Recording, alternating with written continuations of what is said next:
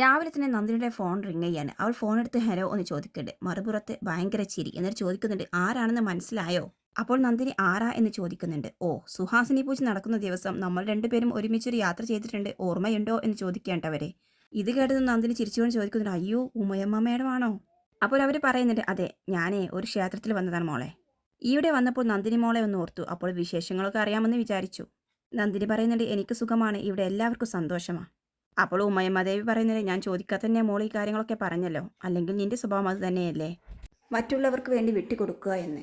അതെനിക്ക് അന്ന് സുഹാസിനി പൂജയുടെ അന്ന് മനസ്സിലായതാണല്ലോ മോളെ.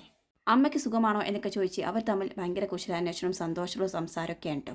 അതിനിടയിൽ ഉമയമാദേവി അമ്പലത്തിൽ പോകുന്നതിനെക്കുറിച്ചും പ്രാർത്ഥനയെക്കുറിച്ചൊക്കെ പറയുന്നുണ്ട്. എന്നിട്ട് പറയാണ്, മോളെ ഒരു പ്രശ്നമുണ്ട്, നമ്മൾ എത്ര വലിയ ഭക്തരായാലും ദൈവം നമ്മുടെ മുന്നിലേക്ക് ഒരാളെ അയച്ചാൽ അവനെ തിരിച്ചറിയാൻ പഠിക്കണം. ഇതിനൊക്കെ ചുറ്റും ഒരുപാട് പ്രശ്നങ്ങളുണ്ട്, നീ അതിനൊക്കെ ഒരുപാട് ബുദ്ധിമുട്ടുകയും ചെയ്യുന്നുണ്ട്. അതൊക്കെ ദൈവം കാണുന്നുണ്ട്. അതിനൊക്കെ ഒരു പരിഹരിക്കാൻ വേണ്ടിയിട്ട് ദൈവം നിന്റെ മുന്നിലേക്ക് ഒരാളെ എത്തിച്ചിട്ടുണ്ട്. അതാണ് സൂര്യ. മോളെ, അവൻ നല്ലവനാണ്, നിന്നെ അവന് ജീവനാണ് എന്നൊക്കെ പറയണം. അപ്പോൾ നന്ദിനി അമ്മയെ എന്ന് വിളിക്കുന്നുണ്ട്. എനിക്ക് തോന്നിയ കാര്യമാണ് ഞാൻ പറയുന്നത്. അവൻ്റെ കാര്യത്തിൽ മോൾക്കൊരു ശങ്കയും വേണ്ട. മോൾക്ക് വേണ്ടി അവളെടുക്കുന്ന തീരുമാനങ്ങൾ ദൈവത്തിൻ്റെ തീരുമാനം തന്നെയാണെന്ന് നീ ഉറച്ചു വിശ്വസിക്കണം. എന്നിട്ട് ഒരു ചോദ്യമില്ലാതെ അവനെ അനുസരിക്കുകയും വേണം. അവനറിയാം മോളെ നിന്നെ എത്ര ഉയരത്തിലെത്തിക്കണമെന്ന്. അല്ല, ഞാനീ പറയുന്നതൊക്കെ നിനക്ക് മനസ്സിലാവുന്നുണ്ടോ? ഉവ് അമ്മേ എന്ന് പറയാണ്ടവളെ. പിന്നെ ഞാൻ ഈ പറഞ്ഞ കാര്യങ്ങളൊന്നും നീ മറക്കണ്ട. സൂര്യൻ നിന്റെ രക്ഷകൻ തന്നെയാണ്. ഞാൻ വെക്കട്ടെ മോളെ എന്നൊക്കെ പറഞ്ഞ് അവർ ഫോൺ വെക്കാൻ കേട്ടോ. ശേഷം നന്ദിനി ഫോൺ കയ്യിൽ പിടിച്ചുകൊണ്ട് ഇങ്ങനെ ആലോചിക്കുകയാണ്. താന്നിയൊരു അമ്മയുടെ സമ്മതം ചോദിച്ചപ്പോൾ അമ്മ സമ്മതം പറഞ്ഞു. ഇപ്പോൾ ഈ അമ്മയും സൂര്യ സാർ പറയുന്നത് അനുസരിക്കാമല്ലേ? ഇങ്ങനെ ചിന്തിച്ചുകൊണ്ട് അവൾ സ്വയം ചിരിച്ച് നിൽക്കുകയാണ് കേട്ടോ. അതേസമയം പുറത്ത് താഴെമുറ്റത്ത് എതിസാറ് മണി വരുന്നതും കാത്തു നിൽക്കുകയാണ്. നേരത്തെ പത്മ ചായ ഇടാൻ വേണ്ടി അകത്തേക്ക് പോയപ്പോൾ പറഞ്ഞിട്ടുണ്ടായിരുന്നു, മണിയോട് ഞാൻ പത്രം വാങ്ങിച്ചുകൊണ്ട് വരാൻ പറഞ്ഞിട്ടുണ്ട്, അവൻ വന്നാൽ നിങ്ങളത് വാങ്ങിച്ചു വെക്കണമെന്ന്. അപ്പോൾ പത്മ വരുന്നതിന് മുമ്പ് അവൻ്റെ കയ്യിൽ നിന്നും പത്രം എങ്ങനെ വാങ്ങിച്ച് ഒളിപ്പിച്ച് വെക്കാമെന്ന് ആലോചിച്ച് നിൽക്കുകയാണ് കേട്ടോ മുറ്റത്ത്. അപ്പോഴാണ് മണി ഗേറ്റ് കടന്ന് കയ്യിൽ പത്രവുമായിട്ട് അകത്തേക്ക് കയറി വരുന്നത്. മണിയെ കണ്ടത് വിൽസന് സന്തോഷം തോന്നുകയാണ്. മണി പറയുന്നത്, കുറച്ച് നടന്നാൽ എന്താ, പത്രം കിട്ടി, എന്തിനും പെട്ടെന്ന് കൊടുക്കട്ടെ എന്ന് പറഞ്ഞ് ധൃതിയിൽ അതുമായിട്ട് അകത്തേക്ക് പോകാൻ നിൽക്കുമ്പോൾ ഇതിസർ തടയാണ്. നിൽക്ക്, നീ ആ പത്രം ഇങ്ങത്താ എന്ന് പറഞ്ഞ് പത്രം കയ്യിലാക്കുകയാണ്. പിന്നെ മണി, കുറച്ചു നേരം നീ ഇവിടെ എവിടെയെങ്കിലും ഒന്ന് മാറി നിൽക്കുക. എന്നിട്ട് പത്മ ചോദിക്കുമ്പോൾ പത്രം അന്വേഷിച്ചിട്ട് ഒരു കടയിൽ കിട്ടിയില്ല എന്ന് പറഞ്ഞാൽ മതി. അതെന്തിനാ സാറേ എന്ന് മണി ചോദിക്കുന്നുണ്ട്. അതൊക്കെ ഒരു കാര്യമുള്ളത് കൊണ്ടാണ്, നീ അങ്ങനെ പറഞ്ഞാൽ മതി എന്ന് പറയുന്നു. മണി പറയുന്നുണ്ട്, മാഡം ദേഷ്യപ്പെടില്ല സാറേ.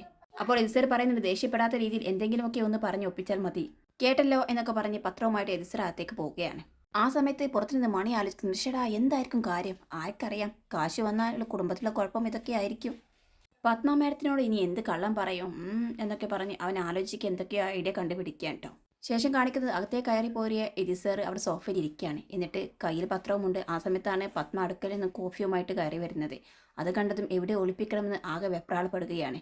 എന്നിട്ട് അദ്ദേഹം ഇരിക്കുന്ന സോഫയുടെ തൊട്ടടുത്ത് തന്നെ സൈഡിൽ അത് തിരികെ വെച്ച് മറിച്ച് വെക്കുകയാണ് കേട്ടോ.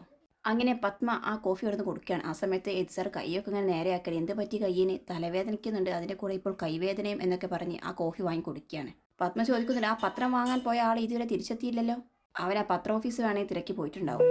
അപ്പോൾ എതിസർ പറഞ്ഞു, താനൊന്ന് സമാധാനിക്ക് പത്മ, അവന് വന്നോളും എന്ന് പറയാണ്. എന്നിട്ട് കോഫി കുടിച്ചിട്ട് പറയാണ്, കോഫി ഗംഭീരമായിട്ടുണ്ട്, തൻ്റെ കൈപുണ്യം അതേപോലെ നിലനിൽക്കുന്നുണ്ടല്ലോ.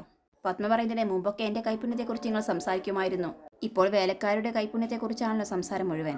അങ്ങനെ സംസാരിച്ചുകൊണ്ടിരിക്കുമ്പോഴാണ് കേട്ടോ മണി അവിടേക്ക് കയറി വരുന്നത്. മണിയെ കണ്ടത് പത്മ ചോദിക്കുന്നുണ്ട്, അല്ല പത്രം കിട്ടിയില്ലേ? മണി ചോദിക്കുകയാണ്, ഇന്ന് വല്ല വിശേഷമുണ്ടോ കൊച്ചമ്മ? പത്മ ചോദിക്കുന്നുണ്ട്, കൊച്ചമ്മേ? അപ്പോൾ മണി പറയാണ്, അല്ലേ ഞാൻ നിന്ന കഴിഞ്ഞ വീട്ടിലെ പെണ്ണുമ്പിള്ളേ എന്നൊക്കെ ചോദിക്കുകയാണ്.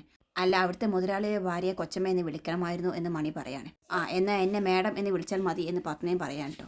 അപ്പോൾ മണി പറയുന്നുണ്ട്, ശരി മാഡം. പത്മ ചോദിക്കണം, അല്ല പത്രം എവിടെ? മണി പറയാണ്, അതാ ഞാൻ ചോദിച്ചത്, ഇന്ന് വല്ല വിശേഷമുണ്ടോ മാഡം? എന്നിട്ട് എതിസറെ നോക്കിയിട്ട് പറയുന്നുണ്ട്, ഉണ്ടോ സാറേ? എതിസർ എന്നൊക്കെ പറഞ്ഞാൽ ആകെ പരിങ്ങാണ്. എന്നിട്ട് ചോദിക്കുന്നു, എന്ത് പറ്റി? മണി പറയുന്നുണ്ട്, ഒരു കടയിൽ ചോദിച്ചിട്ട് പത്രമില്ല, എല്ലാം രാവിലെ തന്നെ തീർന്നു പോയി. ചില വിശേഷ ദിവസങ്ങൾ അങ്ങനെയാണല്ലോ അല്ലേ സാറേ എന്നൊക്കെ പറയാൻ കേട്ടോ. അപ്പോൾ പത്മ പറയുന്നത്, എടാ ഇന്നൊരു വിശേഷവുമില്ല, അവനെ എവിടെയെങ്കിലും മാറി നിന്നിട്ട് തിരിച്ചു വരികയാവും. മണി പറയുന്നത്, അയ്യോ മാഡം, ഞാൻ അങ്ങനെ ചെയ്യുന്ന ഒരാളല്ല, ഒരു സ്ഥലത്ത് പോകാൻ പറഞ്ഞാൽ കുത്തനെ ഒരു പോക്ക, എന്നിട്ട് നേരെ തിരിച്ചു വരും. എനിക്ക് പത്രം കിട്ടിയിട്ടേ ഇല്ല, മാഡം വേണമെങ്കിൽ സാറിനോട് ചോദിച്ചു നോക്ക്. അപ്പോൾ പത്മ എതിസറിന്റെ മുഖത്തേക്ക് നോക്കുകയാണ്. എതിസറാട്ടെ പത്മയുടെയും മണിയുടെയും മുഖത്തേക്ക് മാറി മാറി നോക്കുകയാണ്. പത്മ പറയുന്നത്, എടാ ഇവിടെ നിൽക്കുന്ന സാറെങ്ങനെ നിനക്ക് പത്രം കിട്ടാത്ത കാര്യം അറിയാം? അപ്പോൾ എതിസറും പറയുന്നുണ്ട്, ആ അതെ. മണി അപ്പോഴെൻ്റെ ബോധം വരുന്നത്, പിന്നെയും നാക്ക് പറ്റിച്ച് മാഡം, സോറി. ഞാൻ 5-6 കടകളിൽ അന്വേഷിച്ചു, അവിടെയൊന്നും പത്രമില്ല മാഡം. ഇനി ബസ് കയറി ദൂരെ എവിടെയെങ്കിലും പോയി നോക്കണോ മാഡം? അപ്പോൾ പത്മ കൈകൂപ്പിക്കൊണ്ട്, അയ്യോ വേണ്ടേ, ഒരുത്തനെ കൊണ്ടും ഒരു ഉപകാരവുമില്ല, ആ സമയത്ത് മണി ചിരിച്ചുകൊണ്ട് എതിസാറിന്റെ നേരെ എന്താ ചെയ്യാന്ന രീതിയിൽ കൈ മലർത്തി കാണിക്കാൻ കേട്ടോ. ഇത് പത്മ കാണാൻ കേട്ടോ, അവളെ ശ്രദ്ധിക്കാണ്. എതിസാറാണെങ്കിൽ ഓ എന്റെ ഈശ്വര കുടുങ്ങി എന്ന രീതിയിൽ തല കൊണ്ട് വാങ്ങി കാണിക്കുന്നുണ്ട്. പത്മ ചോദിക്കുന്നു താൻ എന്താ അവിടെ ഈ കാണിക്കുന്നേ? ഒന്നുമില്ല മാഡം എന്ന് മണി പറയാണ്. ശരി എങ്കിൽ പോ എന്ന് പറയാണ് പത്മ. അങ്ങനെ മണി അകത്തേക്ക് പോവാൻ കേട്ടോ. പത്മ പറയുന്നുണ്ട് ഓ ഒരു വകതറിയും ഇല്ലാത്ത ഒരുത്തൻ, എത്ര നാളത്തേക്കായി ഇവന്റെ ജോലി? അപ്പോൾ എതിസാർ പറയുന്നത് താൻ അതൊന്നും ശ്രദ്ധിക്കണ്ടോ, രാജു പെട്ടെന്ന് വന്നോളൂ. അതെ ഈ പത്രം എന്ന് പറഞ്ഞ് ഇറിറ്റേഷൻ നീ ഒന്ന് അവസാനിപ്പിക്കേ. താൻ പോയി ആ TV ഓൺ ചെയ്ത് ആവശ്യമുള്ള ന്യൂസ് കണ്ടോ? അപ്പോൾ പത്മ ഇനിയിപ്പോൾ അതല്ലേ പറ്റൂ എന്ന് പറഞ്ഞ് അവിടെ നിന്നും എഴുന്നേറ്റ് TV കാണാൻ വേണ്ടിയിട്ട് പോവാൻ കേട്ടോ. ആ സമയത്തിന് എതിസാർ നന്നായിട്ടൊന്ന് ശ്വാസം വിട്ട് ആശ്വാസത്തോടു കൂടി ഇരിക്കുകയാണ്. പിന്നീട് കാണിക്കുന്നത് സൂര്യ അകത്ത് അടിച്ചു വാരിക്കൊണ്ടിരിക്കുകയാണ്. ആ സമയത്ത് അവളുടെ ഫോൺ റിങ് ചെയ്യാൻ അത് വിവേകായിരുന്നു കേട്ടോ. നന്ദിനി എന്തൊക്കെയൊരു വിശേഷം എന്ന് വിവേക് ചോദിക്കുകയാണ്. നന്ദിനി പറയുന്നുണ്ട് ഇവിടുത്തെ കാര്യങ്ങളൊക്കെ വിവേക് കൃത്യമായിട്ട് അറിയുന്നുണ്ടല്ലോ. അല്ല ആരതി എവിടെ? അടുത്തുണ്ടോ, ഉണ്ടെങ്കിലൊന്ന് കൊടുക്കുമോ എന്ന് പറയുന്നുണ്ട്. വിവേക് പറയുന്നത് ഞാൻ പുറത്താണ്, ആരതി ഇപ്പോൾ ഒരു PSC കോച്ചിങ്ങിന് വേണ്ടി ചെയ്തുകൊണ്ടിരിക്കുകയാണ്. സൂര്യ ഇവിടെ പോയി അവൻ്റെ ഫോണിലേക്ക് വിളിച്ചിട്ട് കിട്ടുന്നില്ലല്ലോ എന്ന് പറയാണ്. സൂര്യ സാർ ഇവിടെയുണ്ട് എന്ന് പറഞ്ഞ് അവൾ കൊടുക്കാൻ വേണ്ടിയിട്ട് നോക്കുകയാണ്. ആ സമയത്ത് ബാൽക്കണിയിൽ സിഗരറ്റും വലിച്ചുകൊണ്ടിരിക്കുകയാണ് കേട്ടോ സൂര്യ. സാർ എന്ന് വിളിച്ച് നന്ദിനി അവൻ്റെ കയ്യിലേക്ക് ഫോൺ വെച്ച് കൊടുക്കുകയാണ്. എന്നിട്ട് തിരിഞ്ഞ് അവൾ പോകാൻ നിൽക്കുന്നതും അവളുടെ കൈ പിടിച്ച് വെക്കുകയാണ് കേട്ടോ സൂര്യ. നന്ദിനി പലതവണ ശ്രമിച്ച കൈ പിടിക്കാൻ വേണ്ടി സർ എന്നൊക്കെ പറഞ്ഞ് ശ്രമിക്കുന്നുണ്ടെങ്കിലും സൂര്യ പതിവിലും മുറുക്കെ പിടിക്കുകയാണ് കേട്ടോ. വിവേക് പറയുന്നത് എടാ രജിസ്റ്റർ ഓഫീസിൽ നിന്നുള്ള അറിയിപ്പ് ഇന്നത്തെ പത്രത്തിലുണ്ട്. എടാ ആൻറ്റി പത്രം കാണില്ലല്ലോ അല്ലേ? അപ്പോൾ സൂര്യ പറയുന്നുണ്ട് അതൊക്കെ ഞാൻ ഇവിടെ അറേഞ്ച് ചെയ്തിട്ടുണ്ട്. വിവേക് പറയുന്നുണ്ട് അല്ല ആൻറ്റി മാത്രം കാണുന്നത് ഒഴിവാക്കിയാൽ പോരല്ലോ, മറ്റാരെങ്കിലും കണ്ട് വിളിച്ചു പറഞ്ഞാൽ? സൂര്യ പറയുന്നുണ്ട് അതൊന്നും കുഴപ്പമില്ലടാ, വരുന്നിടത്തിച്ച് കാണാം. അപ്പോൾ നന്ദിനി സർ എന്ന് വിളിച്ചുകൊണ്ടിരിക്കുകയാണ്. അപ്പോൾ വിവേക് ചോദിക്കുന്നു അല്ലടാ നന്ദിനിയോട് പറഞ്ഞോ? അപ്പോൾ സൂര്യ പറയും അതൊക്കെ സെറ്റാണ്ട്, ഒരു പേടിക്കേണ്ട. എന്നാൽ ശരി ഓക്കേടാ എന്ന് പറഞ്ഞ് വിവേക് ഫോൺ വെക്കുകയാണ്. ശേഷം സൂര്യ ഫോൺ വെച്ചിട്ട് നന്ദിനിയുടെ കൈ പിടിച്ച് അടുത്തേക്ക് വലിച്ചു നിർത്തുകയാണ്. എന്നിട്ട് അവളുടെ കണ്ണുകളിലേക്ക് നോക്കുകയാണ് കേട്ടോ. നന്ദിനി ആണെങ്കിലും മറ്റേതൊരു മൂഡിൽ അവൻ്റെ കണ്ണുകളിലേക്കും. അങ്ങനെ രണ്ടാളും റൊമാൻറ്റിക് മൂഡിൽ അവിടെ നോക്കി നിൽക്കുകയാണ്. സൂര്യ പതിയെ കൈ ഉയർത്തി അവളുടെ തലമുടികളിലൊക്കെ ഇങ്ങനെ തഴുകുകയാണ്. ആ സമയത്തൊക്കെ നന്ദിനി ശരിക്കും ശ്വാസം അടക്കി പിടിച്ച് നിൽക്കുകയാണ് കേട്ടോ. അങ്ങനെ സൂര്യ കൈ മുഖത്തെ കൊണ്ടുവരികയാണ്. എന്നിട്ട് അവളുടെ നെറ്റിയിൽ തൊട്ടിരിക്കുന്ന ആ പൊട്ടെടുത്തിട്ട് ശരിക്കും യഥാസ്ഥാനത്ത് വെക്കുകയാണ്. ശേഷം നന്ദിനിയെ ശരിക്കും ഒന്ന് നോക്കുകയാണ്. എന്നിട്ട് സൂര്യയുടെ കൈയുണ്ടായിരുന്ന നന്ദിനിയുടെ ഫോൺ അവളുടെ കൈകളിലേക്ക് തന്നെ വെച്ച് കൊടുക്കുകയാണ്. ഇനി പൊയ്ക്കോ എന്ന് പറയാണ്. ആ സമയത്തും നന്ദിനി സൂര്യയുടെ കണ്ണുകളിലേക്ക് നോക്കി നിൽക്കുകയാണ് കേട്ടോ. ആ സമയത്ത് സൂര്യ ഒന്നുകൂടി അവളെ നോക്കിയിട്ട് പറയുന്നു ചെല്ലേ പൊയ്ക്കോ എന്ന് പറഞ്ഞ് കൈകൊണ്ട് കാണിക്കുകയാണ്. ആ സമയത്ത് ശരിക്കും നന്ദിനി ചിരിക്കുകയാണ് കേട്ടോ. എന്നിട്ട് അല്പം നാണത്തോട് കൂടിയിട്ട് അവിടെ നിന്നും പോവുകയാണ്. ഇതെല്ലാം സൂര്യ ചിരിച്ചുകൊണ്ട് നോക്കി നിൽക്കുകയാണ് കേട്ടോ. ശേഷം അവൻ പോക്കറ്റിൽ നിന്നും സിഗരറ്റ് എടുത്തിട്ട് വീണ്ടും വലി തുടങ്ങുകയാണ്. നന്ദിനിയാട്ടെ അതേ മനോഭാവത്തോട് കൂടിയിട്ട് റൂമിലെ കണ്ണാടിയുടെ മുന്നിൽ വന്ന് നിൽക്കുകയാണ്. എന്നിട്ട് അവളുടെ കൈകൊണ്ട് ആ പൊട്ടകം തൊട്ട് നോക്കുകയാണ്. ശേഷം അന്നവൻ നന്ദിൻ്റെ കൈയിന് മുറിവിലായ സമയത്ത് മുടിയൊക്കെ പിന്നിയിട്ടിട്ട് പറയുന്നുണ്ടായിരുന്നു തനിക്ക് മുടി അയച്ചിരുന്നതാണ് രസം. അപ്പോഴാണ് എൻ്റെ ഭാര്യ കൂടുതൽ സുന്ദരിയാകുന്നത്. അതുപോലെ തന്നെ കയ്യിൽ മയിൽപ്പീലി വെച്ചിട്ട് മരുന്നൊക്കെ പുരട്ടി കൊടുക്കുന്നത്. അങ്ങനെ ഓരോ നിമിഷങ്ങൾ അവൾ ആലോചിച്ച് കണ്ണാടിയിൽ നോക്കി ചിരിക്കുകയാണ്. ശരിക്കും നന്ദിനിയുടെ മനസ്സിൽ സൂര്യയോടുള്ള പ്രണയം മുട്ടിട്ട് തുടങ്ങി.